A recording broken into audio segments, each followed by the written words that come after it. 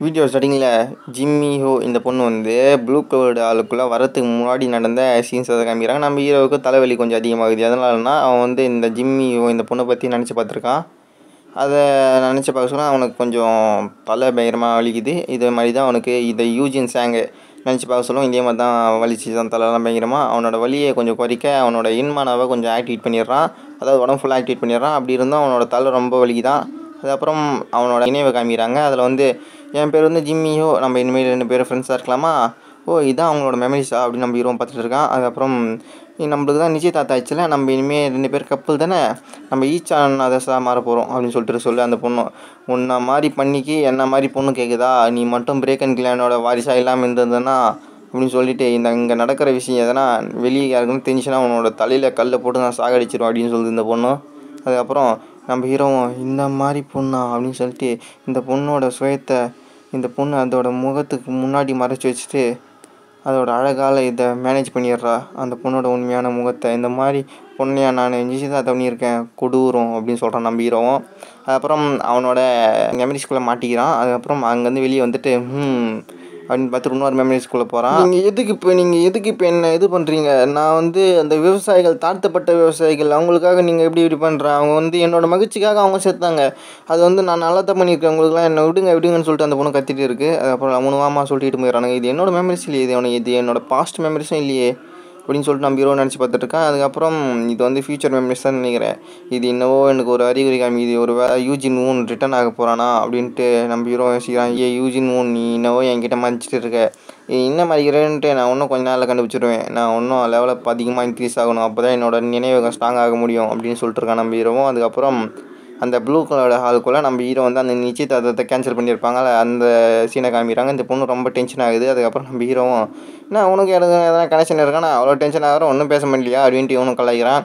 ஏய் how dare you, நீ என்ன பண்ணிகிட்டு இருக்க, நீ எங்கள் லேடி பற்றி நீ என்ன சொல்லிட்டு இருக்க, நீ எங்கள் லேடிக்குள்ளே நீ இப்படிலாம் பேசுறதுக்கு வந்து எங்கே மன்னிப்பு கேள்றா, எங்கள் லேடியை நீ ரிஜெக்ட் பண்ணுறியா அப்படின்ட்டு இவனு டென்ஷன் ஆகிறான். டேய் வாயை கொஞ்சம் அமுக்கி பேசு, நீ யாரும் முன்னாடி பேசிட்டு இருக்க தெரியுதா இல்லையா உனக்கு, நீ எங்களுக்கு முன்னாடியே எங்கள் யங் மாஸ்டரை பற்றி இப்படி பேசிட்டு இருக்க நீ அப்படின்னு சொல்லிட்டு அவனும் கொஞ்சம் டென்ஷன் ஆகிறான். ஆமாம் அவங்ககிட்ட நல்லா புத்திமதி சொல்கிறா, அதுக்கப்புறம் அச்சு போட போகிறேன் நான் அப்படின்னு நம்ம ஹீரோ சொல்கிறான். அதுக்கப்புறம் ஹவு டேர் யூ, நீ இன்ன மாதிரியான வார்த்தை பேசுகிறது தெரியுமா உனக்கு, உன்னோட வார்த்தையோட அளவு பார்த்து பேசுகிற அப்படின்ட்டு இவனை கத்துறான். அதுக்கப்புறம் அவனும் இந்த விஷயம் மட்டும் எங்களோட தலைவருக்கு அதுக்கு போயிடுச்சுன்னா அவ்வளோதான், அவர் என்னை வெட்டி சாய்ச்சிடுவார் அப்படின்னு இவன் சொல்லிட்டுருக்கான்.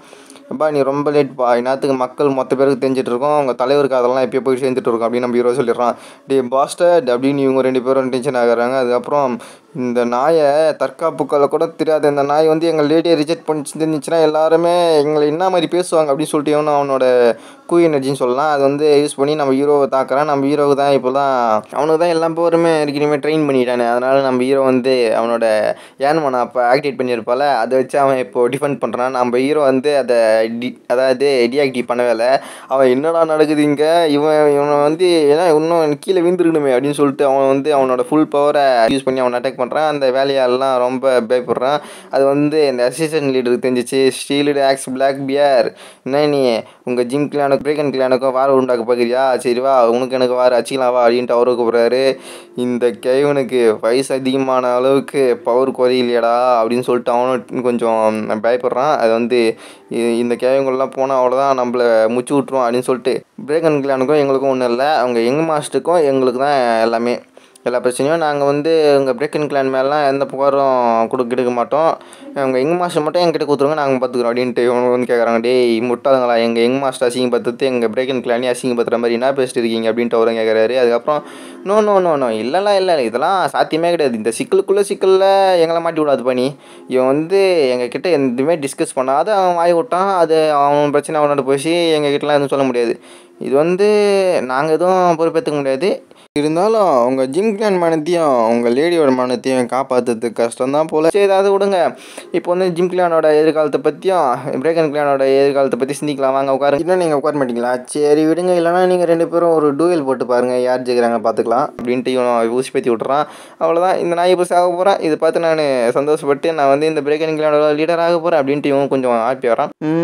ஓகே அப்படின்னு அவனும் ஒருத்துக்கிறேன். அதுக்கப்புறம் நம்ம ஹீரோட வேலையாலையும் இதெல்லாம் நோ இதெல்லாம் வேலைக்கே ஆகாது, எங்கள் யங் மாஸ்டருக்கு ஒன்றும் தெரியாது, ஒரு மண்ணும் தெரியாது, தற்காப்புகள் கூட அவருக்கு கற்றுக்கிறது துப்பே கிடையாது அப்படின்ட்டுலாம் அசிங்கப்படுத்துறான். ஆமாம் அவனுக்கு எந்த விதமான பவரும் கிடையாது, எந்த விதமான துப்பும் கிடையாது அப்படின்ட்டு அவங்க 2 பேரும் கரெக்டாக சொல்கிறாங்க. இதெல்லாம் நியாயமே கிடையாது. நீங்கள் அப்படி பேசுகிறீங்களா? அப்படி இல்லைனா அவங்க எங்க மாஸ்டர் உயிரை காப்பாற்றணுன்னா நீங்கள் வந்து எங்களோட லேடி உங்கள் எங்க மாஸ்டரை எங்கள் லேடியோட கலவிலே சொல்லுங்கள்.